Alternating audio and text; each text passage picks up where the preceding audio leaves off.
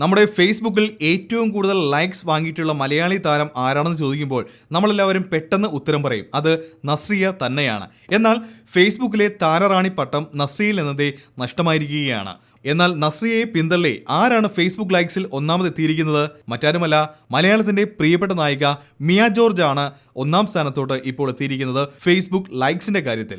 7,57,454 likes ആണ് ഇതുവരെ മിയയുടെ Facebook പേജിന് കിട്ടിയിരിക്കുന്ന ലൈക്സ്. അപ്പോൾ എല്ലാവരും ചിന്തിക്കുന്ന ഒരു കാര്യമുണ്ട്, എന്തുകൊണ്ടായിരിക്കും നസ്രിയ രണ്ടാമതും മിയ ഒന്നാമതും എത്തിയതെന്നല്ലേ? കല്യാണം കഴിഞ്ഞപ്പോൾ സിനിമ അഭിനയത്തിൽ നിന്നും നസ്രിയ വിട്ടുനിന്നു. മാത്രമല്ല പഴയതുപോലെ ഫേസ്ബുക്കിൽ അത്ര സജീവവുമല്ല. അതുകൊണ്ടൊക്കെ തന്നെയാണ് നസ്രിയെ പിന്തള്ളി മിയ ഒന്നാമത് എത്തിയിരിക്കുന്നത്. നേരം എന്ന സിനിമയിലൂടെയാണ് നസ്രിയ ഫേസ്ബുക്കിലെ താരമായിട്ട് മാറുന്നത്. ഈ ചിത്രത്തിലൂടെ മലയാളികളുടെ മാത്രമല്ല തമിഴ് പ്രേക്ഷകരുടെയും ഇഷ്ടതാരമായിട്ട് മാറി നസ്രിയ. പിന്നീട് നയ്യാണ്ടി, രാജാറാണി തുടങ്ങിയ ചിത്രങ്ങളിലൂടെ തമിഴിലും നസ്രിയ തിരക്കേറിയ താരമായിട്ട് മാറി. 2012 ഡിസംബർ 19 നസ്രിയ ഫേസ്ബുക്ക് പേജ് ആരംഭിക്കുന്നത്.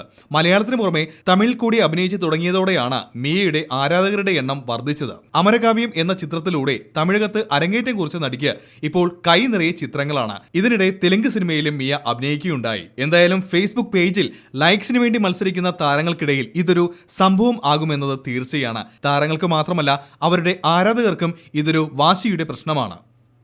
മോഹൻലാൽ എന്നെ സംബന്ധിച്ചിടത്തോളം എന്റെ സുഹൃത്തും സഹോദരനുമാണ്.